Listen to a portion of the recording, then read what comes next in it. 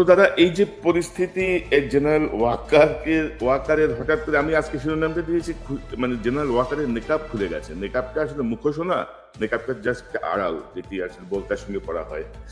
তো মুখোশও বলতে চাই নাই, এই জন্য নেকাবটা, এই জন্য শব্দটা ব্যবহার করা হয়েছে। তো ওনার হঠাৎ যেটি নেকাব খসে পড়লো, আহতরা এখনো হসপিটালে, 1 বছরও হয় নাই, মানে এরকম একটা রক্তাক্ত বিপ্লবের 1 বছরও পূর্ণ হয় নাই, কিন্তু এর মধ্যে উনি ইনক্লুসিভ ইলেকশনের কথা ভাবছেন, উইদাউট আওয়ামী লীগ এটি হবে না। অথচ দেখেন 3টা ইলেকশন হয়ে গেছে যেখানে বিএনপি ছিলই না। তো মানে তখন কিন্তু ওনারা তো মানে যার যার স্ব অবস্থানই তো ছিলেন না, কেউ একবার কারোর মধ্যে কোনো প্রতিক্রিয়া আমরা কিন্তু দেখিনি। তো হঠাৎ করে এই বিষয়টা কেন আসলো, বা আপনি ইঙ্গিত দিচ্ছিলেন, আমরা কিন্তু বিভিন্ন সময় কথা বলছিলাম। পাশাপাশি জেনারেল ওয়াকার কিন্তু গত 7 মাসে আওয়ামী লীগের যারা ঘনিষ্ঠ তাদের কাউকে কিন্তু সরান নাই, মানে সবাই বহাল ছিল। তো আপনার কাছ থেকে শুরু করি নাকি দা, আপনার কাছ থেকেই শুরু করি। প্রথমে সবারই একটা প্রশ্ন যে আসলে ওয়াকার সাহেব কি চাচ্ছে, কেন এরকম করছে, এবং গত 25শে ফেব্রুয়ারি থেকে উনি যে অ্যাগ্রেসিভ ভাবে অ্যাড্রেস করছেন, সেই অ্যাগ্রেসিভনেসের পিছনে কারণটা কি? আমরা ছোটবেলায় গ্রাম দেশে আমরা দেখতাম যে গ্রাম দেশে বাঁশঝাড় থাকতো, বাঁশঝাড়ের ওইখানে অন্ধকার, দুই দিক দিয়ে বাঁশ টাস ছাড়া ইয়ে হতো, এবং মনে করা হতো যে ওইখানে ভূত পেতনি থাকে, জিন ভূতের আসর টাসর হয়, এবং ওই জায়গা দিয়ে যাওয়ার সময় আমরা জোরে গান গাইতাম, জোরে জোরে কমন করছে, গণহত্যা চালাইছে, গণহত্যার সহযোগী হয়েছে, এভিডেন্সকে ধামাচাপা দেওয়ার চেষ্টা করছে, এবং সমস্ত জায়গায় সুপিরিয়র রেসপন্সিবিলিটিতে ওয়াকার সাহেব আছে, এবং ওয়াকার সাহেব এই বিচারটাকে এড়াতে চায়। এটাই হচ্ছে ওনার এই জোরে জোরে কথা বলা এবং ইনস্টিটিউটকে বিতর্কিত না করতে বলার আহ্বান জানানোর পেছনের কারণ। এখন মুশকিলটা হচ্ছে কি, যে এই রিপোর্টটা তো আর প্রফেসর ইউনূসের সরকার তৈরি করেনি, রিপোর্টটা তৈরি করছে জাতিসংঘ।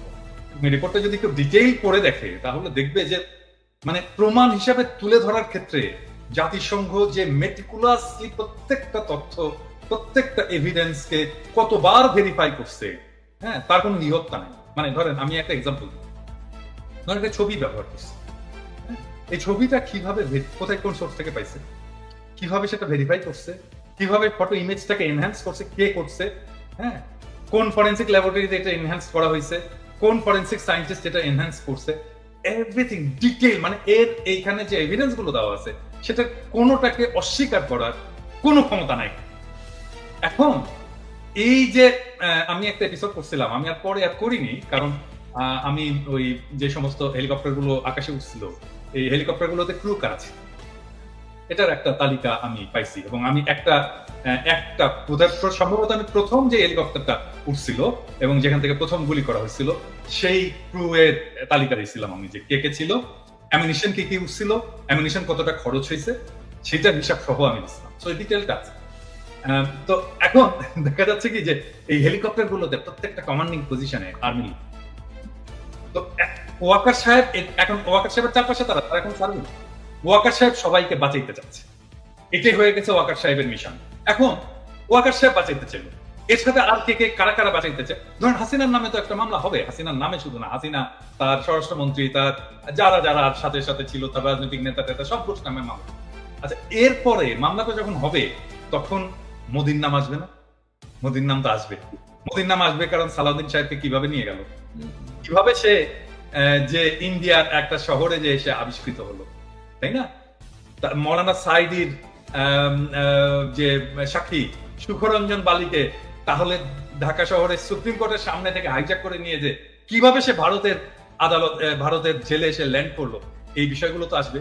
এবং হাসিনার রেজিমকে আপনি কোনোভাবে মোদির সাথে আলাদা করতে পারবেন না। তো হাসিনা যখন ট্রায়ালের মুখোমুখি হবে, বিচারের মুখোমুখি হবে, মোদিও বিচারের মুখোমুখি, সেই জন্য ইন্ডিয়া চাচ্ছে এই বিচারটা যেন না হয়, হাসিনা চাচ্ছে এই বিচারটা যেন না হয়, ওয়াকার চাচ্ছে এই বিচারটা যেন না, এবং সে কারণে ওয়াকার আয়নাঘর ভিজিট করতে দেয়নি, এবং সে কারণে ওয়াকার আয়নাঘরের এভিডেন্স গুলোকে সিস্টেমেটিক্যালি ডিস্ট্রয় করছে। এবং এই জন্যই ওয়াকার সবাই, যত 662 জন পারপিট্রেটর, বিচারক, পুলিশ অফিসার ইত্যাদি ইত্যাদি ইত্যাদি, আওয়ামী লীগ নেতা ইত্যাদি থেকে রক্ষা করছে, এবং তাদেরকে এটাই হচ্ছে ওয়াকারের প্ল্যান, ডিটেইল প্ল্যান, যেটা আসলে ইনফ্যাক্ট ইন্ডিয়াতে সে সেটাকে এক্সিকিউট করতে চায়। এখন এটাকে কিভাবে এক্সিকিউট করবে? ভালো আওয়ামী লীগের প্রতিবি হচ্ছে সাবের হোসেন চৌধুরী। কেন ভালো আওয়ামী লীগ? কারণটা হচ্ছে এখানে ক্লাস, শ্রেণী। এখন তোমরা বলবা যে দাদা আপনি আবার কমিউনিস্টের মধ্যে ঢুকেন, এইটাই হচ্ছে আসল বাংলাদেশের প্রবলেম, রুলিং এলিট ক্লাস। এই যে রুলিং এলিট ক্লাস, ইংরেজি জানা ক্লাস, এটাই হচ্ছে সবসময় ক্ষমতায় থাকবে। এটাই ডেইলি স্টার, এটাই প্রথম আলো, এটাই সাবের হোসেন চৌধুরী, এটাই শিরিন শারমিন, ইংরেজি শিক্ষায় শিক্ষিত। ওই যে ইংরেজি যেহেতু ঠিকই কইছি, সেই জন্য ইংরেজি জানা এই রুলিং ক্লাস সবসময় ক্ষমতায় থাকবে। সেটা আওয়ামী লীগের নামে হোক, এটা মিলিটারি শাসনের নামে হোক, এটা বিএনপির নামে হোক, এটা হোয়াট এভার নামে হোক, এটাই তারা থাকতে চায়। এবং এটাই যদি থাকে তাহলেই সেটা ইন্ডিয়ার স্বার্থটাকে রক্ষা করবে, ভারতের স্বার্থটাকে রক্ষা করবে। এখন এখানে প্রশ্ন উঠতে পারে যে এই গ্রুপটা কেন আসলে ইন্ডিয়ার স্বার্থটাকে রক্ষা করবে? কারণ তারা ইন্ডিয়ার সাথে ইকোনমিক্যালি এন্ড ইমোশনালি কানেক্টেড। আরেকটা জিনিস হচ্ছে কি, যে বাংলাদেশের যারা রুলিং এলিটস, হ্যাঁ, যারা এই যে ইংরেজি জানা এলিট, তারা পশ্চিমের সাথে কানেক্ট করতে পারে, ওয়েস্টের সাথে কানেক্ট করতে পারে। আপনি দেখেন এই যে ধরা যাক আমি যদি ইয়ের কথাই বলি, মানে এটা পার্সোনালি নেওয়ার পিছনে, ধরেন মাহফুজুর রহমান একজন খুবই বাংলাদেশের এনলাইটেন্ড একজন মিডল ক্লাস এবং রুলিং ক্লাস ইন্টেলেকচুয়াল, এবং তার তো কোনো কিছুর অভাব নেই, টাকা পয়সার অভাব নাই, তার মেয়েকে পড়াইছে ভালো জায়গায়। এখন বলেন তো তার মেয়ে কি করে? কিছুই করে, ইনফ্যাক্ট কিছুই করে। সে লন্ডনে কিছুই করতে পারে না, তার ক্যারিয়ার ডুম, কিছুই না। হ্যাঁ, বা ধরেন আপনি জয় তো একটা ইয়ে পরিবারের, একটা সুবিধাপ্রাপ্ত পরিবারের ছেলে। আমার বাবা তো স্কুল টিচার রে ভাই। হ্যাঁ, তো জয়ের মা তো প্রাইম মিনিস্টার ছিল, সে তো শেখ মুজিবের নাতি। এটা প্রিভিলেজ ফ্যামিলি থেকে কি করছে জয়ের ক্যারিয়ার, গ্লোবাল কন্ট্রিবিউশন কি? কিচ্ছু না, নাথিং। আপনি এই যে বাংলার রুলিং ক্লাস, এরা আসলে পশ্চিমে কিছু করতে পারে না, এরা পশ্চিমের সাথে কানেক্ট করতে পারে না, এবং পশ্চিমের ভ্যালুজও তারা ধরতে পারে না যে আসলে পশ্চিম কি। হ্যাঁ, সেই জন্য তারা কানেক্ট করে ইন্ডিয়ার সাথে, কারণ ইন্ডিয়ায় তারা আসলে জায়গাটা পায়, স্পেসটা পায়, তাদের একটু স্পেস দেয়, তাদের একটু পিট চাপড়ায় দেয়। এইটাই হচ্ছে বাংলাদেশের টোটাল রাজনীতি, টোটাল পলিটিক্স এর প্রবলেম। এবং এই কারণে এই জায়গাটা থেকে আমরা বাড়িতে পারছি না। এই জন্য আমি মাঝে মাঝে বলি না যে আমি যদি দেশে যাই, এই নষ্ট শহরগুলোকে জ্বালাই দিব একেবারে। কারণ এটাকে ধ্বংস করে না দিতে পারলে, এই এলিটিজমকে ধ্বংস করে না দিতে পারলে, আপনি এই যে ফ্যাসিবাদের যে চক্কর, এই যে এলিটিজমের যে চক্কর, এটা থেকে বাইরে হতে পারবে। এই যে ঘুরে ফিরে আপনাকে একবার মাহফুজা নাম দেখাবে, একবার মতিউর রহমান দেখাবে, একবার সাবের হোসেন চৌধুরীকে দেখাবে, একবার শিরিন শারমিনকে দেখাবে, এই এলিট। ইভেন ইনফ্যাক্ট আপনি প্রফেসর ইউনূসের মন্ত্রিসভা এলিটের বাইরে কেউ না। মানে যারা এই বাংলাদেশের এলিট সোসাইটির ক্লাসের মেম্বার, এর মধ্যে ছাত্ররা দু একজন ঢুকছে, এর বাইরে আর সবাই এলিট। আপনি দেখেন, মানে আচ্ছা বলেন কোন, আমি বলি এটা এখন বললে অন্যরকম শোনায়। প্রফেসর ইউনূসের একজন মিডিয়ার ইয়ে দরকার, একজন মিডিয়াতে কাজ করে, বিদেশে থাকে, এরকম একজন এক্সপার্ট আমার বিশেষ সহকারী দরকার। কাকে বলেন তো? আমি আপনাদেরকে বলতেছি না, আমি দর্শকদেরকে বলতেছি। আচ্ছা আপনারা বলেন তো, আপনাদের কার নামটা মনে আসে? বলেন তো কার নামটা মনে আসে? আমাকে যদি বলতো যে প্রফেসর ইউনূস, যে আচ্ছা তিনি কি আমাকে একটু খুঁজে দেন তো, আমার একজন বিশেষ সহকারী দরকার, একজন ভালো ইয়ে করতে পারবে, বিদেশে থাকে, লেখাপড়া করছে, আমার মাথায় প্রথম কনক সরোয়ারের নাম আসতো। কনক সরোয়ার পিএইচডি করে এলিট গ্রুপে ঢুকতে পারেনি। ওই যে এলিট সোসাইটি, ওই যে আলিরিয়ার মিলে যে সেখান থেকে আসছে এই আওয়ামী লীগের পুনর্বাসনের এই জায়গাটা।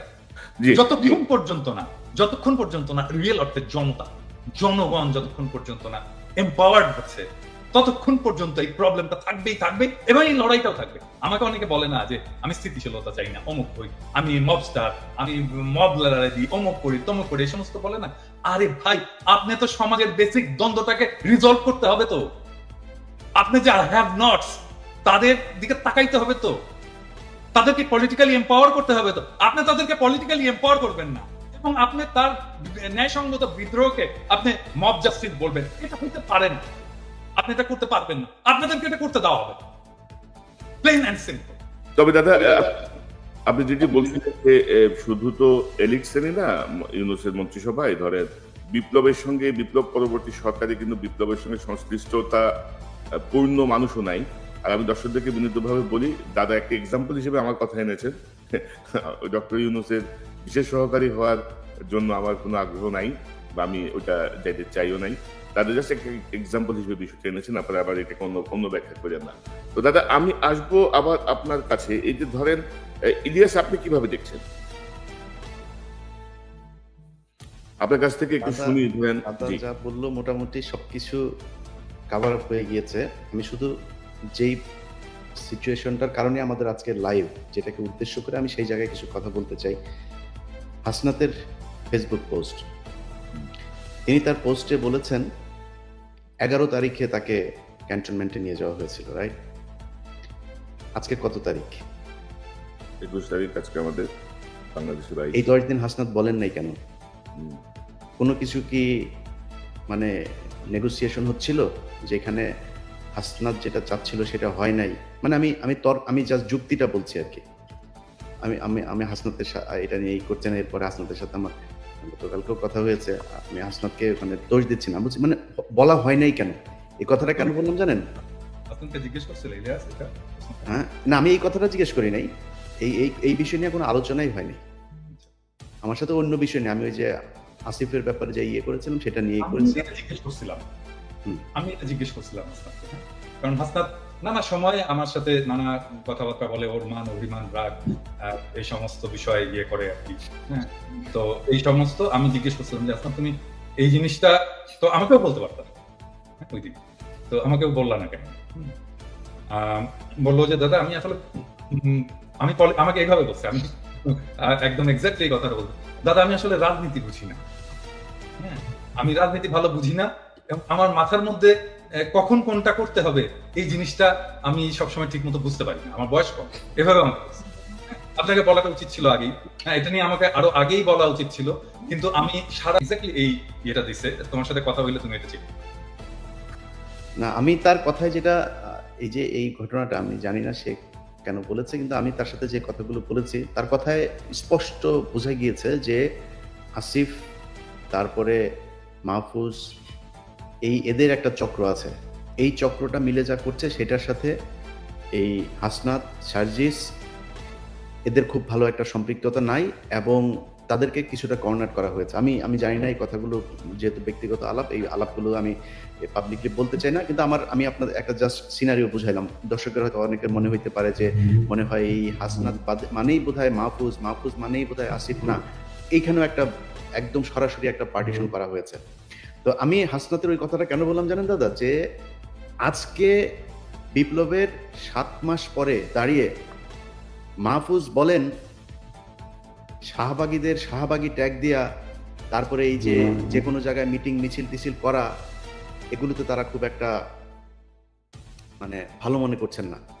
ওনারা এসছেন হচ্ছে এই মবের মাধ্যমে, এসে তারপরে এখন কিছু কিছু জায়গা নিজেদের সুবিধা মতো বাগিয়ে নিয়ে এখন আর ওনারা কোনো বিশৃঙ্খলা চান না। এখন যেখানে যে জায়গায় আছেন সেই জায়গায় থেকে তারপরে ওনারা চান এটা চলুক এইভাবে, এটাই ওনারা চান। না, তাই তো হয় ইলিয়াস, এটাই কিন্তু হওয়ার কথা।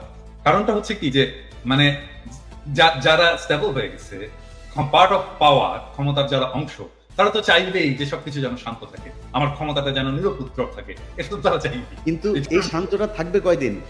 এই মাহফুজ বললাম তো থাকবে না, এই মাহফুজ, এই আসিফ, এই নাহিদ, এই হাসনাত, এই সার্জিস রাস্তার টোকায়ের কাছেও মার খাবে, কেউ ঠেকাইতে আসবে না। কি মনে করে মাহফুজ? মনে করে কি ও নাকি 5 কোটির নিচে নাকি ও কোনো করে, ওর সাথে কোনো ডিলিংস 5 কোটির নিচে নাকি করা যায় না। এটা অভিযোগ, আমার কাছে কোনো প্রমাণ নেই, অভিযোগ বলে এই অভিযোগগুলো আমরা এখন না বলি, কারণ এখন কথা হচ্ছে না। কিন্তু এই যে মানুষগুলি তারা যে এখন মনে করেন যে মবতন্ত্রের এই মব মানে শাহবাগীদের বিরুদ্ধে কথা বললে তার গায়ে লাগে, তিনি এখন এটা চান না। মাহফুজকে 1000 কোটি টাকার মালিক বানাই দেবো আমি, $1 বিলিয়ন মালিক বানাই দেবো। $1 বিলিয়ন মালিক হওয়ার পরে মাহফুজ মনে করে কি মেম্বার নির্বাচন করে পাশ করে আসতে পারবে? মাহফুজ যাক তো, ওরা স্থানীয় নির্বাচন করতে চাইছে কেন? ওরা আগে ওই করতে চায়, ওই যে টুর্নামেন্টের আগে, বড় টুর্নামেন্টের আগে কিছু ম্যাচ হয় না, ওইটা খেলে ওরা মনে হয় মেম্বারই নির্বাচন, ধরেন আসিফকে এই হাতিমার্কায় অমুক ইউনিয়ন পরিষদের মেম্বার নির্বাচনে ভোট দিন, এভাবে মনে হয় ওরা মেম্বার হিসাবে আগে দেখে আসতে চাচ্ছিল মাঠটা কি অবস্থা, তারপরে জাতীয় নির্বাচন। জামানত নিয়ে আসতে পারবা না বিএনপি এবং জামাতের কাছ থেকে। অতএব এত লাফানোর কিছু নাই যে আপনি এসছেন মবতন্ত্রের মাধ্যমে, আপনি এখন এসে সবকিছু আইন কানুন ভাবে তারপরে দেখেন। আইন, এই যে বিচারকগুলোকে আপনি সরাইলেন, কোন আইন দিয়ে সরাইছিলেন? উপদেষ্টা বানাইছিলেন, বাংলাদেশের সংবিধানে ছিল, আপনি বসাইলেন কেন? আপনারা যেভাবে উপদেষ্টা হয়েছেন এটা কোনো আইনে ছিল? এখন বিডিআর এর মামলার সময় আপনি আইন দেখান, এখন উদ্দিচির মামলার সময় আপনি আইন দেখান, 21শে আগস্টের মামলার সময় আপনি আইন দেখান, ওই ফেনীতে যেই মনোজ কুমার আর ব্যারিস্টার সুমনরা যেটা করে গিয়েছে সেই 16 জন মানুষ এখন পর্যন্ত তারা কেন কন্ডেম সেলে আছে? আপনি করতে পারেন নাই, সময় পান নাই। শামা ওবায়দের সাথে অন্ধকারে সিনেমা হলে চিপাই গিয়া বসে সিনেমা দেখার সময় পান, এই কাজ করার সময় পান না। এটার জবাব বাংলাদেশের মানুষের কাছে। আমি বলেছি যে 5 বছর 10 বছর 20 বছর যত বছর প্রয়োজন হয় থাকুক তারা। আমরা তো বিএনপির কাছ থেকে বেশি সুবিধা নিতে পারতাম, তাই না? আমরা সেটা করিনি, আমরা বলেছি এরা থাকুক। বরং বিএনপি অনেক ক্ষেত্রে এই বাংলাদেশের সবচেয়ে এই যে 3 জন লোক এখন বসে কথা বলছে এখানে, এই 2-3টা লোক এখন বিএনপির সবচেয়ে বড় শত্রু। কার জন্য হয়েছে? আমরা বাংলাদেশের মানুষের জন্য, এই ছাত্রদের জন্য। তারা কোনাই ধরে না, মনে হয়েছে যে এইভাবে এসে তারপরে কয়েক বিলিয়ন টাকা কামায় তারপরে মনে হয় তারা বাংলাদেশে আবার ক্ষমতায় আসবে। এত সহজ? আপনার মতো এরকম কয়েক বিলিয়ন ডলারের মালিক বাংলাদেশে বিএনপির অনেক নেতা আছে, নাম ধরে বলতে পারি, তারা আওয়ামী লীগের সময়ই কামাইতো। আপনি কি মনে করেন নাকি আজকে এই বিতর্কে আর গেলাম না, তারা কামাইতে পারতো, কিন্তু তারা কিন্তু আপনি বাংলাদেশের রাজনীতি করতে পারবেন? আপনার চাইতে বহু টাকাওয়ালা লোক বসে আছে বাংলাদেশে। আমি একটা জিনিস, সরি ইলিয়াস, আমি ইন্টারাপ্ট করার জন্য, যে জিনিসটা আমি আমার সকালবেলা দেখে খুবই মেজাজ খারাপ হয়েছে। নাসিরউদ্দিন পাটোয়ারি জাতীয় নাগরিক পার্টির একজন খুবই গুরুত্বপূর্ণ নেতা, সে আজকে একটা স্ট্যাটাস দিচ্ছে, মানে আমার দেখছেন, কেউ দেখছেন এটা স্ট্যাটাস? ইলিয়াস দেখছো? সেই স্ট্যাটাসে সে বলতেছে জিয়াউর রহমান লুটেরা। মানে কি ধৃষ্টতা! মানে এই ছেলে তো রাজনীতি করার কোনো অধিকারই নাই, রাইটই নাই, কোনো রাজনীতি করার বিন্দু মাত্র তার পলিটিক্যাল ট্রেনিং নাই। মানে সে জিয়াউর রহমান ক্যারেক্টারকেও বোঝেনি, জিয়াউর রহমানের রাজনীতিকেও বোঝেনি, জিয়াউর রহমানের কন্ট্রিবিউশনকেও বোঝেনি, এবং জিয়াউর রহমান বাংলাদেশের জন্য কি সেটাও বোঝেনি। সে বলে দিল লুটেরা। এত বড় ধৃষ্টতা! আশ্চর্য ব্যাপার। মানে একটা রাজনীতিতে, মানে আমি বলবো যে এই সময়টা, এই যে ওয়াকারের এই ইস্যুটা নিয়ে একটা কিন্তু মোরালেস জাতীয় ঐক্যের একটা অবস্থা সৃষ্টি হয়েছে। কারণ তারপরে বিএনপির মিডিয়া সেলের পোস্টগুলো দেখেন, পোস্টগুলো আমরা যদি দেখি তাহলে দেখবো সে সালাউদ্দিন সাহেবের 5ই ফেব্রুয়ারির একটা মন্তব্য দিচ্ছে যে আমরা আওয়ামী লীগের বিচার চাই, আওয়ামী লীগের বিচারের মাধ্যমে, হ্যাঁ। তারপরে এই কতগুলো মিডিয়া সেলের পোস্ট সব প্রকৃত আমরা যা চাই সেইখানে, আর সেইখানে নাসির পাটোয়ারি যে জিয়াউর রহমানকে লুটেরা বল। আরে কি বলবো, 2 দিনের পোলা। যখন রাজনীতি মানে কি আসলে এটাই বোঝেনি। রাজনীতি মানে তো ফ্রেন্ডশিপ তৈরি করা, বন্ধুত্ব তৈরি করা। তুমি বন্ধু বানাবা, তুমি যতজনকে পারবা বন্ধু বানাবা, তোমার স্পেয়ার অফ ইনফ্লুয়েন্স বানাবা। এখন আমরা বলবো যে বিএনপি, আমরা যেটা চাই সে জায়গায় বিএনপি আসছে, স্বাগতম, আসেন আমরা একসাথে কাজ করি। এই আওয়ামী লীগকে আপনারাও চান না, আমরাও চান না, আপনি চান বিচার, আমাদের হয়তো সামান্য কিছু আছে, তফাৎ আছে, কিন্তু আসেন আমরা বসে আমরা একসাথে কাজ করি। এবং এই সময়টা আসলে আমাদের তৈরি করা উচিত যে আমরা যতগুলো রাজনৈতিক দল আছে, আমাদের যত মত আছে, অ্যান্টি ফ্যাসিস্ট মত আছে, তাদের একসাথে বসার একটা বাস্তব শর্ত তৈরি হয়েছে। আসেন আমরা একসাথে বসি, ডায়ালগ করি, আওয়ামী লীগ প্রশ্নে আমরা একসাথে একটা সিদ্ধান্ত নিই। এবং আমার মনে হয় আমরা বাকি সবাই ইনক্লুডিং বিএনপি আওয়ামী লীগ নিয়ে এখন একটা সিদ্ধান্ত নেওয়ার মতো অবস্থায় আমরা চলে আসছি, এবং দ্যাটস ওয়ান্ডারফুল। আজকে দেখেন 27 নম্বরে হয়েছে, এই যে আওয়ামী লীগ মিছিল করছে এই করে, হ্যাঁ, ছাত্র দলের ছেলেরা থাকে। আমার তো ছাত্র দলের ছেলেদের এখন স্যালুট দিয়ে বলতে হচ্ছে যে আয় বাবা বুকে আয়, হ্যাঁ, এইটাই তো চাই আমরা, তো এই ছাত্র দল চাই, আমরা তো এই বিএনপি চাই, হ্যাঁ। তো এখন তৈরি হয়েছে একটা অভূতপূর্ব একটা জাতীয় ঐক্যের প্রেক্ষাপট, যেই জাতীয় ঐক্যের উপরে দাঁড়ায় আমরা পরবর্তী জায়গায় যাইতে পারি। আর নাসিরউদ্দিন পাটোয়ারি এখানে বলে দিল। আমার মনে হয় নাসিরউদ্দিন পাটোয়ারি শুধু, আমি জানি না কি অবস্থা, ওর ক্ষমা চাওয়া উচিত, জাতির কাছে ক্ষমা চাওয়া উচিত জিয়াউর রহমান সম্পর্কে দৃশ্যতাপূর্ণ মন্তব্য করার জন্য। এবং আমি এটা খুবই পার্সোনালি দিচ্ছি, ইউ অল নো যে আমি ব্যক্তিগতভাবে, শুধু পলিটিক্যালি না, ব্যক্তিগতভাবেও আমি জিয়াউর রহমান চরিত্রটাকে অ্যাজ এ পলিটিক্যাল লিডার, বাংলাদেশের একজন আইকন হিসেবে আমি কতটুকু রেসপেক্ট করি। এবং এই জায়গায় আমি জানি না নতুন জেনারেশনের কথা, আমাদের জেনারেশন থেকে কোনোদিন মেনে নেয়, কোনোদিনও নেভার। এইটা যদি ছাত্ররা না জানে, নতুন দলের লোকেরা যদি না জানে, তাহলে রাজনীতি না করাই।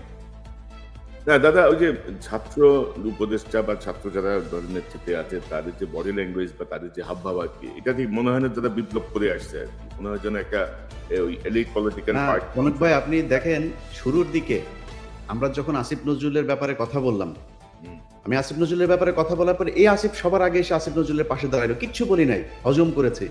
আজকে আপনি আপনার বইতে লিখেছেন ক্যান্টনমেন্টে আপনি জানেন হাসনাত গিয়েছে, হাসনাত বলেছে না যায় নাই সে, আপনি গিয়েছেন। এখন আমরা কোনটা? ক্যান্টনমেন্টে কিছু একটা ঘটেছিল। আমি বলেছিলাম যে ডক্টর ইউনূসকে প্রধান উপদেষ্টা বানাইতে চায়নি, আসিফ নজরুলকে বানাইতে চাইছিল। এখন তো আপনারা স্বীকার করছেন, এতদিন স্বীকার করেন নাই কেন? এতদিন স্বীকার করা উচিত ছিল।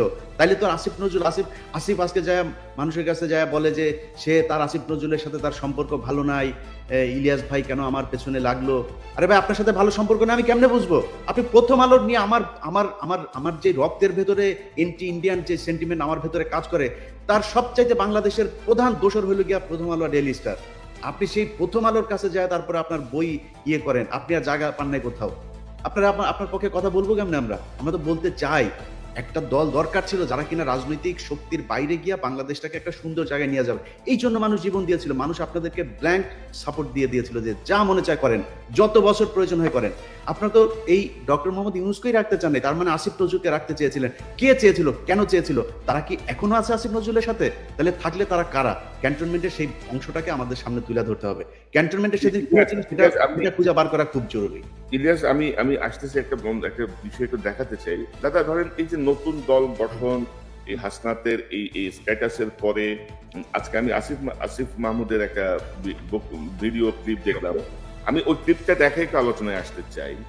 এটা ইলিয়াসের বক্তব্যের সঙ্গে প্রাসঙ্গিক। আমি জাস্ট একটু দেখাতে চাই বক্তব্যটা। না মানে এখন কিন্তু ধারাবাহিকভাবে এগুলো আসছে, কিন্তু আসিফ মাহমুদ যখন এগুলো বলে নাই।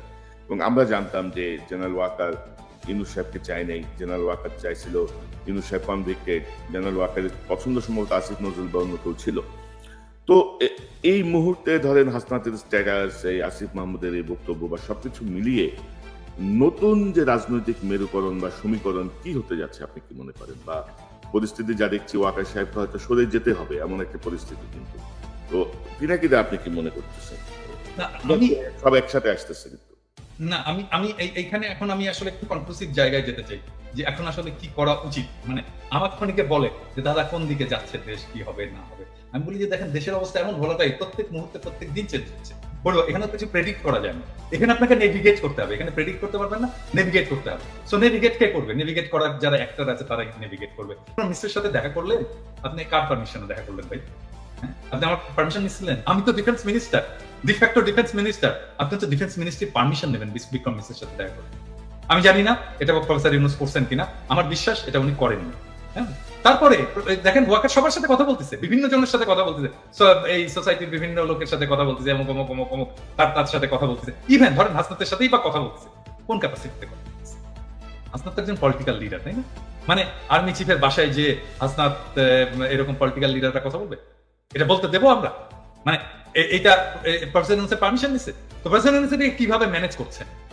আমার ইয়ে হচ্ছে যে প্রফেসর ইউনূসকে ওনাকে ডাকতে হবে, ডেকে বলতে হবে যে আপনি যে এগুলো করছেন আপনি তো পারমিশন নেবেন। এখন হইতে পারে প্রফেসর ইউনূস আর্মির সাথে সরাসরি ডিল করতে চান না, তো ফাইন, ওনার একজন বিশেষ সহকারী আছেন, একজন জেনারেল আছেন, উনি করুক, এটা ওনাকে দায়িত্ব দিয়ে দিন। কিন্তু আমরা তো এইভাবে ছেড়ে দিতে পারি না, আর্মিকে তো ফ্রি হ্যান্ড দিতে পারি না যে পলিটিক্সে সে একটা রোল রাখে। নো ওয়ে, এটা আর্মির কাজ না। আর এখন ধরেন মানে আর্মি ডিপ্লয় করা হয়েছিল, একটা আইন শৃঙ্খলা পরিস্থিতি, একটা গ্যাঞ্জাম ট্যাঞ্জাম ছিল, এটি হয়েছে, এখন অনেক হয়েছে। এখন আর্মি ফিরে যাওয়া উচিত, ব্যারাকে ফিরে যাওয়া উচিত, আর্মির ইয়াং অফিসারদের ফিরে যাওয়া উচিত, সৈনিকদেরকে ফিরে যাওয়া উচিত অনেকগুলো কারণে। এক হচ্ছে এতদিন মাঠে থাকা উচিত না, 2 নাম্বার তারা ক্লান্ত, 3 নাম্বার তাদের প্রফেশনাল ট্রেনিং এর দরকার আছে। তোরে ভাই, আর্মিকে তো আমার ট্রাফিক পুলিশ আর এই মব পিটানোর কাজে লাগানোর দরকার নেই, তাকে দেশ রক্ষার কাজে লাগাবো, আমি তাকে ট্রেনিং দেবো, আমি তার স্কিল বাড়াবো, তাকে ক্যান্টনমেন্টে যে তার যুদ্ধবিদ্যা শেখাবো, আমি সে ক্যান্টনমেন্টে ফিরে যাক। আর্মিকে দ্রুত ক্যান্টনমেন্টে ফিরিয়ে নিয়ে যাওয়া হোক, এবং ফিরিয়ে নিয়ে যেতে তাদেরকে বিশ্রাম এবং তার পরবর্তী কাজের মধ্যে লিপ্ত করা হোক। এবং সেটার জন্য সিভিল প্রশাসন তার ফাংশনিং হতে পারতেছে না আর্মি, কারণ মনে করতেছে ও আচ্ছা আর্মি এসে তো এটা ট্যাকেল করবি, আমার তো এটা যাওয়ার দরকার নেই। এই জায়গাটাকে একটা খুবই স্ট্রিক্ট প্রফেসর ইউনূসকে একটা রোল নিতে হবে, যেন আর্মি কোনোভাবেই পলিটিক্স নিয়ে কোনো ধরনের চিন্তা ভাবনাই না করে। এটা তো আর্মি কাজ না রে ভাই, এটা ওয়াকারের কাজ না। আপনি কেন যাচ্ছেন? মানে কোন নির্বাচন ইনক্লুসিভ হবে, কোনটা হবে না, এটা তো সেনাবাহিনীর প্রধানের চিন্তা করার বিষয় না, এটা রাজনৈতিক সরকার বা সরকারের যারা আছে তারা দেখবে। আর আপনি যেটা বলছেন দাদা, ম্যাজিস্ট্রেসি পাওয়া নিয়ে মাঠে থেকেও তো খুব বেশি আমরা সুফল কিন্তু পাইনি। মানে কোনো বিষয় নিয়ে আমরা খুব বেশি যে সুফল পেয়েছি তা কিন্তু না। এবং জেনারেল ওয়াকারের এই বক্তব্যটা বা আমি একটু রেসপেক্টফুলি তোমার কথার সাথে একটু ডিসএগ্রি করতে চাই, কারণ হচ্ছে কি আমার কাছে ডেটা আছে, মানে একদম ভেরি সলিড ওই টাইমের ডেটা আছে, এবং ক্রাইম আসলেই কমেছে।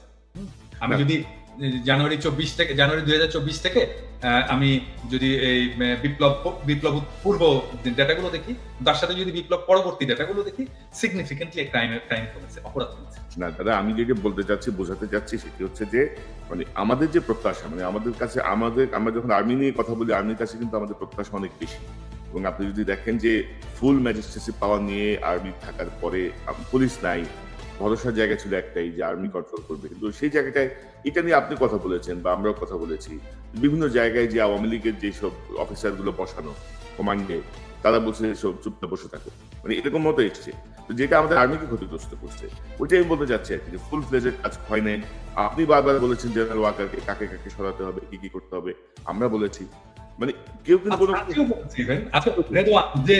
যে গুলি করলো, যে বিজিবিতে পোস্টেড ছিল, গুলি করলো সরাসরি সাবমেশিন গান দিয়ে,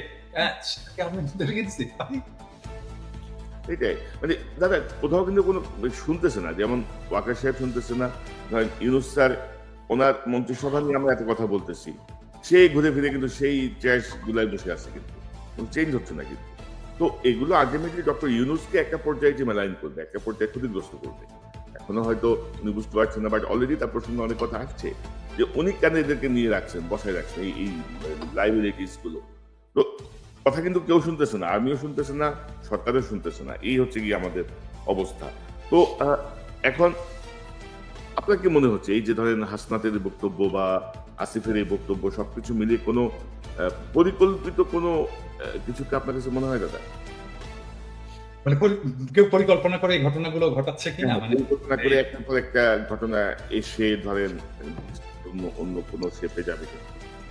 ওই যে আমি যে বললাম যে প্রেডিক্ট করা মুশকিল, কারণ এখানে অনেকগুলো ইন্টারেস্ট গ্রুপ তো কাজ করছে। মানে এখানে ইন্ডিয়া কাজ করছে, এখানে র কাজ করছে, এখানে মিলিটারি ব্যুরোক্রেসি কাজ করছে, এখানে জেনারেল পারপিট্রেটর জেনারেল যারা গণহত্যা গুম খুনের সাথে যুক্ত ছিল তারা এখানে কাজ করছে, এখানে হাসিনা কাজ করছে, হাসিনার দলের লোকেরা কাজ করছে, তার ফান্ড ফাইন্যান্স কাজ করছে। হ্যাঁ, তো এই যে একটা কমপ্লেক্স এর মধ্যে আমরাও কাজ করছি। ডেফিনেটলি আমরা জনগণকে জানাচ্ছি, আমরা জনগণকে উদ্বুদ্ধ করছি, জনগণ আমাদের কথা শুনছে, এখানে আমাদেরও রোল আছে। সো এই যে মাল্টিপল ফ্যাক্টর যে কাজ করছে বিভিন্ন দিক থেকে, তো এটা ট্রাজেক্টরি কোন দিকে যাবে, মানে এটা কোন দিকে নিয়ে যাবে দেশটাকে, সেটা প্রেডিক্ট করা মুশকিল।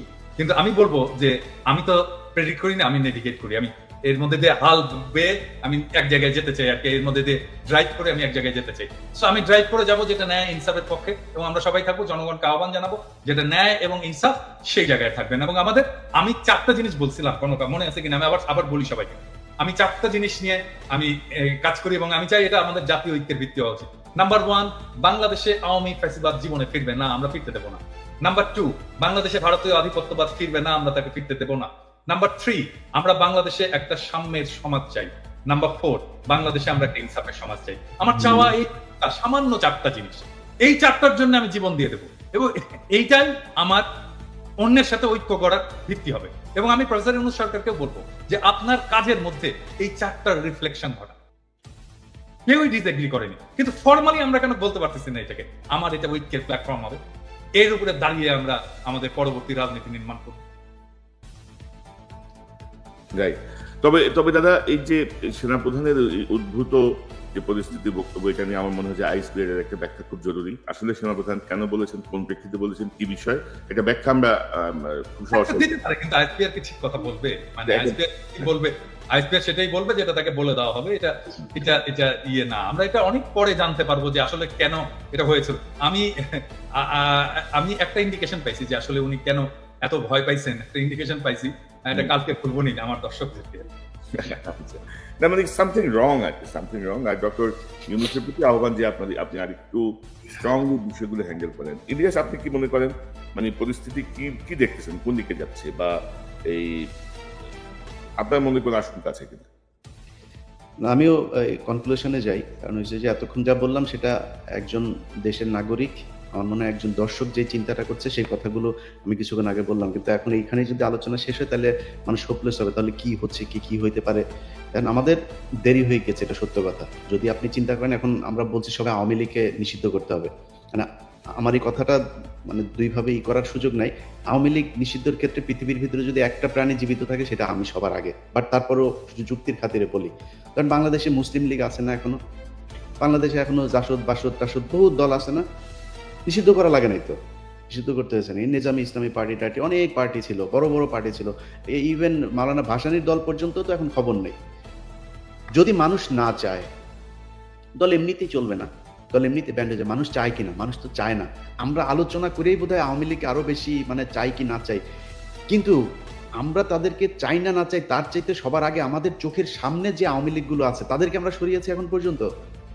যদি আমি ক্যান্টনমেন্ট বাদও দিই, ক্যান্টনমেন্ট তো সুপার ক্লাস, এরা তো আবার সুপিরিয়র, এদেরকে নিয়ে তো কিছু বলা যাবে না। এরা তনুকে ধরে ধর্ষণ করে মারা ফেলছে, তনুরে মারার পরও ক্যান্টনমেন্টে সে ব্রিগেডিয়ারের বিরুদ্ধে এখন পর্যন্ত কোনো বিচার, নামও বলে নাই কেউ। আমি অনেক চেষ্টা করেছি তনুর পরিবারকে, তার পরিবারকে নানানভাবে এই গোয়েন্দা সংস্থার লোকজন করেছে। এই দেশে যদি সেনাবাহিনীর নিয়ে বলতে যায়, 5 তারিখের পর থেকে যত সমস্যার কারণ, সব সমস্যার মূল কারণ হচ্ছে সেনাবাহিনীর কতিপয় এই দুষ্কৃতিকারী।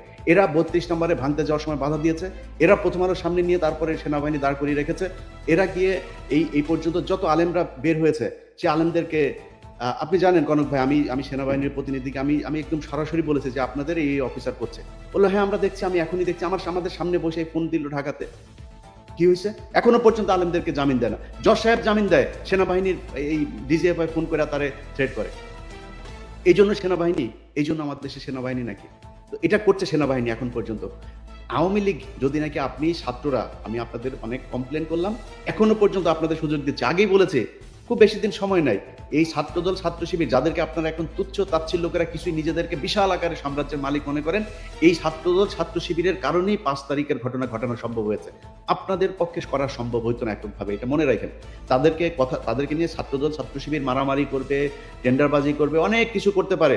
তাদের ব্যাপারে কথা বলতে গেলে খুব সাবধানে কথা বললেন, যারাই 15 বছর অন্তত সরকারের সাথে হাত মিলায় নেয় তাদের ব্যাপারে। সো তাদেরকে হিসাব করে যেমন কথা বলতে হবে। আর আপনারা যারা কিনা এখন পর্যন্ত আওয়ামী লীগের যে লোকজনগুলো আছে, যারা মনে করেন যে আপনারা কয়েকদিন পরে টাকা পয়সা নিয়ে তারপরে খুব ভালো অবস্থানে থাকবেন, সেই ছাত্রদেরকে বলতে চাই, যদি নাকি আসলে এই দেশে থাকতে চান, দেশে থাকতে চান, আমি আবারও রিপিট করি, দেশে যদি থাকতে চান, পরিস্থিতি যা হয়েছে আপনি দেশেই থাকতে পারবেন না। আসিফ নজরুল অলরেডি তার বউ বাচ্চা আমেরিকায় পাঠিয়ে দিয়েছে, সে টাকা পয়সা যা পাঠাচ্ছে একদম দায়িত্ব নিয়ে বলছি, আপনাদেরকে গ্যারান্টি দিয়ে দিলাম, আসিফ নজরুল আমেরিকাতে প্রপার্টি কিনেছে। প্রপার্টি কার মাধ্যমে কিনেছে সেটাও জানি। পরিস্থিতি আসুক, পরিস্থিতি আসলে আপনারা জানতে পারবেন, তখন এই ক্যান্টনমেন্টের ঘটনা যেমন আজকে বের হয়েছে ওইভাবে সবকিছু সামনে নিয়ে আসা হবে। আচ্ছা, এই যে টাকা পয়সা নিয়ে করছেন, এটা নিয়ে বাঁচতে পারবে না। কি করতে হবে? যেটা করতে হবে সেটা হচ্ছে এই যে হত্যা মামলার আসামিগুলো আছে না, এটার উপরে আপনাদেরকে সবার আগে এমফেসিস করতে হবে। আপনারা যারা আহত হয়েছে না, তাদের চিকিৎসার জন্য সর্বোচ্চ করতে হবে। যারা নিহত হয়েছে তাদের পরিবারকে খুব দ্রুত বড় অঙ্কের রাষ্ট্রীয় কোষাগার থেকে তাদের জন্য করতে হবে। এর আগে আমি বলেছি, পিনাকিদা বলেছে, আমরা একদম স্পষ্টভাবে যে যদি আপনার টাকার প্রয়োজনে, ফান্ডের প্রয়োজনে আমাদেরকে বলেন, আমরা ফান্ড কালেক্ট করে দেবো। বাংলাদেশের মানুষ এই জুলাইয়ের যে শহীদ, তাদের জন্য তাদের সর্বোচ্চ স্যাক্রিফাইস করতে রাজি আছে। আপনাদের কারণে মানুষ এগুলো নিয়ে কথা বলে না, কারণ আপনারা তোলেনি না। মাঝখানে একবার কষ্টের কথা বলি, মাঝখানে একবার এরা পঙ্গু হাসপাতালের সামনে গিয়ে দাঁড়াইলো। আমি একজন ছাত্র উপদেষ্টাকে, সমন্বয়কে আমি বললাম যে ভাই, এই মানুষগুলো এখনো পর্যন্ত আমাদের মিডিয়াতে কথা বলে তারপর চিকিৎসা নিশ্চিত করতে হবে। সে আমার কি জবাব দিচ্ছে জানেন দাদা? সে আমারে বলে যে ভাই, এরা হচ্ছে উপদেষ্টা হইতে চায়, বুঝছেন? আমার এরা উপদেষ্টা হইতে চায়, এদের অন্য ধান্দা আছে। যে কোনো ডিসেন্ট ভয়েসকে, যে কোনো প্রমিনেন্ট ডিসেন্ট ভয়েসকে বলা শুরু করে আর কি, যে উপদেষ্টা হইতে পারেনি জন্যই এগুলি করে। তো আমরা এই বিডিআর হত্যাকাণ্ড নিয়ে ধরেন যে কাজগুলো করা হয়েছে, সেনাবাহিনীর পক্ষ থেকে এখনো পর্যন্ত যেই কারণে বিভিন্ন জায়গায় তাদের লোকজন বিভিন্ন লোকজনকে থ্রেট করে, একজন আলেম তাকে জামিন দেওয়া হয়েছে 2000 আপনার মানে এখন থেকে 9 বছর আগে, তারাবির নামাজ পড়ে সে যে বাড়িতে যাচ্ছে তারে ফলো করে করে তারপরে বাড়িতে ঢোকার সাথে সাথে তারে ধরে নিয়ে আসছে। 16 বছর বয়স একজন হাফেজ। আচ্ছা সরি, আমি ইলিয়াস এখানে একটু ইন্টারাপ্ট করি তোমাকে, কারণ এটা আমাদের ইন্টারনাল আলাপ, যেটা আমরা বাইরে বলিনি এখনো।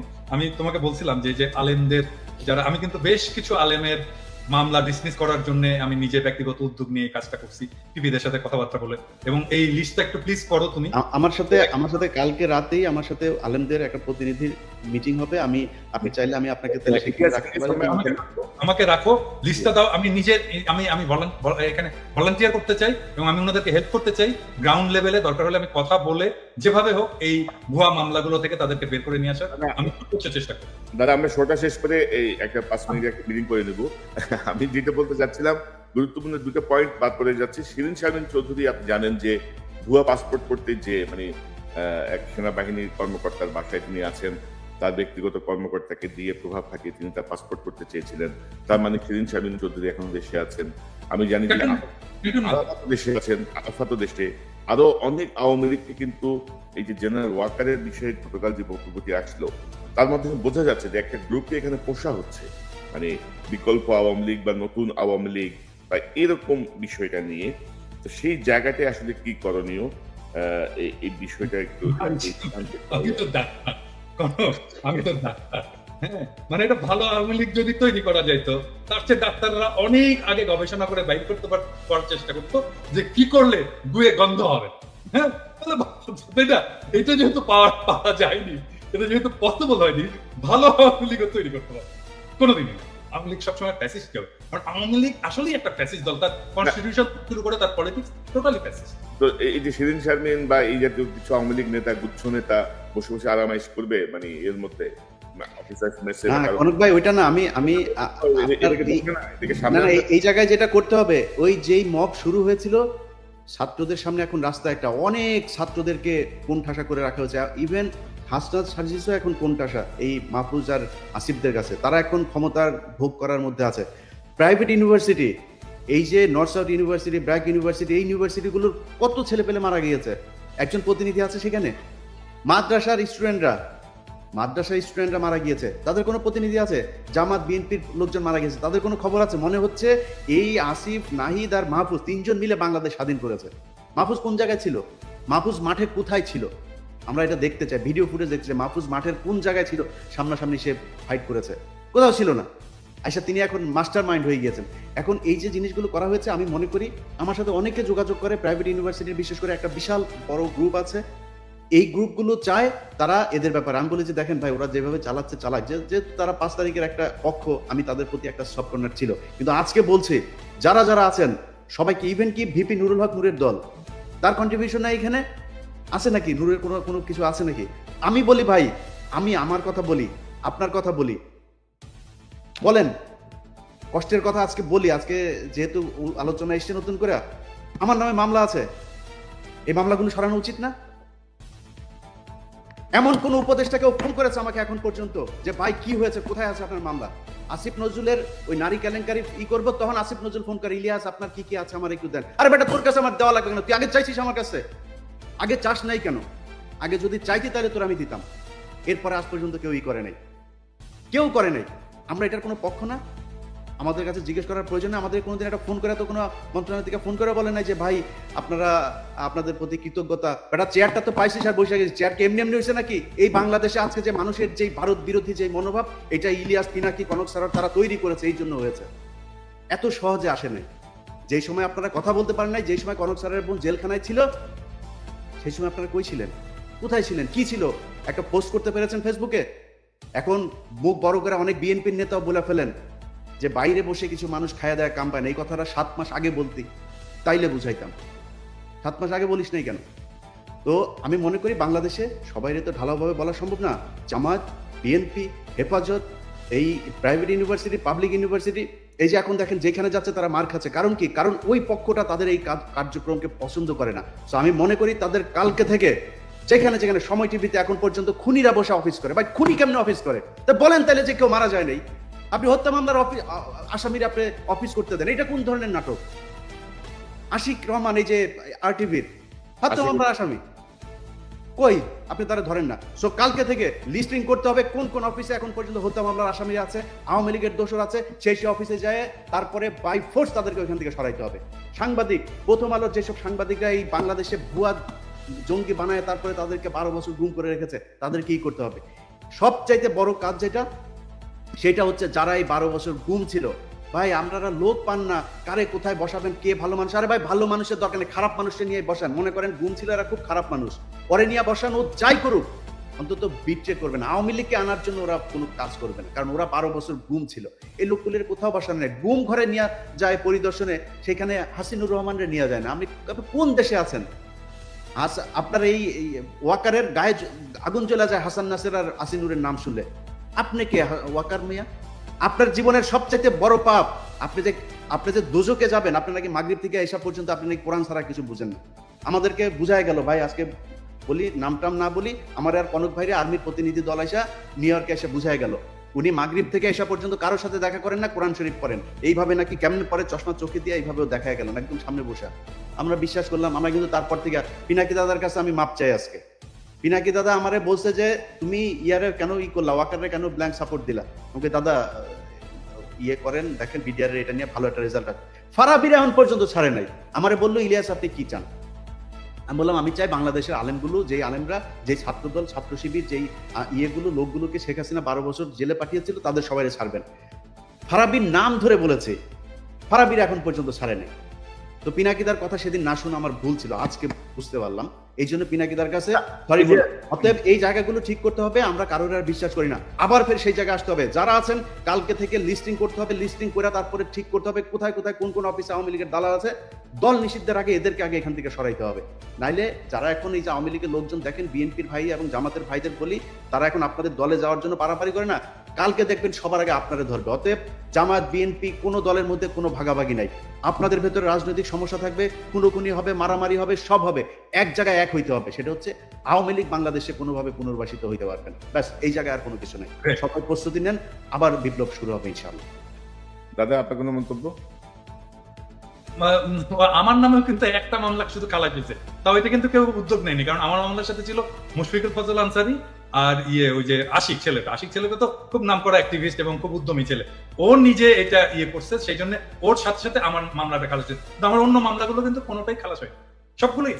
আরে আমারও তো একই অবস্থা। আমার তো বোধহয় মামলা 4টা না 5টা, তার মধ্যে একটা কেসে রাষ্ট্রদ্রোহ, যেটা তারেক রহমান সাহেব 1 নম্বর আসামি। ওইটা তাও গিয়েছে, কারণ হচ্ছে 21 টিভির চেয়ারম্যান ওইটার আসামি ছিল। ওনারা যেহেতু কাজ করেছে এখানে, নাহলে হয়তো ওইটাও যাইতো না। আর বাকি ডিএসএ মানে ডিজিটাল সিকিউরিটি অ্যাক্টের মধ্যে আরো 3-4টা আছে, আমরা জানিও না, মানে তার কোনো খোঁজ খবরও নাই। আমরা তো মানে কি বলবো আর কি। তো দেখা যাক, নতুন মেরুকরণ একটা শুরু হয়েছে মনে হচ্ছে। ভালো হইলে ভালো, না হইলে তো সব সোজা হয়ে যাবে। তো দেখা যাক কি দাঁড়ায়। পিনাকি ভট্টাচার্য আপনাকে ধন্যবাদ, অসংখ্য ধন্যবাদ। ইলিয়াস হোসেন আপনাকে ধন্যবাদ। নিশ্চয়ই আমরা পর্যবেক্ষণে রাখি সামনের পরিস্থিতি কোন দিকে যায়, সেই অনুযায়ী নিশ্চয়ই আমরা আমাদের আলোচনা বা বিশ্লেষণ তুলে ধরব। ভাই এক লাইন একটা কথা বলতে চাই, এক লাইন। পিঠের চামড়া একটারও থাকবে না। যারা মনে করেন না যে এরে না ওরে না এরে, আপনি টাকা পয়সা কামায়, মাহফুজ বলেন, নাহিদ বলেন, আসিফ বলেন, আওয়ামী লীগ যদি নাকি কোনোভাবে পুনর্বাসিত করেন, পিঠের চামড়া একটারও থাকবে না। ছাত্রদল, ছাত্র শিবিরের সাথে অলরেডি তো গ্যাঞ্জাম শুরুই হয়েছে। সামনে ছাত্রলীগের আইনা, তারপরে ত্রিমুখী পিটানি খাবেন। টাকা পয়সা নিয়ে সারা জীবন ওই যে মইনিউ আর ফখরুদ্দিনের মতো যায় সারা জীবন এক জায়গায় বসে থাকতে পারবে। আমি কনক সারোয়ার, আমরা কিন্তু বাইরে থাকলেও মানুষ ডাকে, ভাই আসেন দেশে, আসেন না কেন, আমরা দেশে যাইতে পারি, এটা সমস্যা নেই। আসিফ নজরুলের বাপের ক্ষমতা নাই, দেশে গেলে আমার মামলায় আমার আটক করে নিয়ে যাবো। কিন্তু আপনাদের জীবনে কিন্তু যাইতেও দিবেন, কেউই যাইতে দিবেন, কেউই ডাকবে না আপনাদের। সো সাবধান, পিঠের চামড়া একটারও থাকবে না, সবাই সাবধান থাকেন। ইলিয়াস তোমাদের সাথে দেখা করতে আসতো, তো আমার সাথে আসে না কেন? বললেন না কেন যে দাদার সাথে কথা বলেন না কেন? আমার এখানে আসার দাদা, এই জিনিসগুলো আমাদের তাদের সাথে আমরা প্রমিস করেছি যে আমরা আপনাদের এই বিষয়গুলো, এই আপনার নামটাম কাদের সাথে কি মিটিং হয়েছে এগুলো নিয়ে আলোচনা করবো। তারপরে বলি কারণটা কি। কারণটা হচ্ছে আমি যে বিডিআর এর কাজটা করছিলাম, এই বিডিআর এর এই বিষয়টা নিয়েই তাদের যুক্তি দেখেন, সেনাবাহিনীর যুক্তি শোনেন। যুক্তি হচ্ছে কনক সারোয়ার, ইলিয়াস হোসাইন, পিনাকি ভট্টাচার্য, আপনাদের এই দেশের অসামান্য অবদান, আপনাদেরকে যথাযোগ্য সম্মাননা দিয়ে দেশে আনা হবে, আপনাদের সম্মান দেওয়া উচিত আমাদের। আচ্ছা, এখন কি করতে হবে? সেনাবাহিনী নিয়ে করা যাবে না, বিডিআর নিয়ে করা যাবে না। বিডিআর নিয়ে কি হয়েছে? বিডিআর নিয়ে করলে নাকি এটা নাকি সেনাবাহিনীর সুনাম ক্ষুণ্ণ হবে। 1 2 নাম্বার পয়েন্ট হচ্ছে এখানে অনেক মহিলা রেপ হয়েছে, এদের নাম প্রকাশ পেয়ে যাবে। কত লেম একটা যুক্তি, আপনি চিন্তা করেন, এটা হয়ে যাবে। তো আমি বলেছি যে আমরা পৃথিবীতে এখন পর্যন্ত, আমি তো সাংবাদিকতায় যতটুকু আমার প্রশিক্ষণ নেওয়া হয়েছে, আমি তো কোথাও শুনি নাই যে কোনো রেপ হওয়া কোনো নারীর নাম কোনো গণমাধ্যম প্রকাশ করতে পারে, আনলেস শি ইজ ডেড। মারা যাওয়ার পরে আপনি তার নাম প্রকাশ করা যাবে, কিন্তু মারা যাওয়ার আগ পর্যন্ত আমরা তার নাম, ছবি কোনো কিছু প্রকাশ করি না। আমরা বলবো কেন? এটা গোপন একটা তদন্ত হবে, কারা কারা করেছে। যে বিডিআর এর সৈনিকরা ধর্ষণ করেছে তাদের ফাঁসি দিয়ে দিবেন, যারা ছাড়া পেয়েছে তাদেরকেও ধরবেন, যারা সাক্ষীদের ভেতরে অনেকে ক্রিমিনাল আছে তাদেরকে ধরবেন, ধরে নিয়ে তাদের ফাঁসি দেবেন।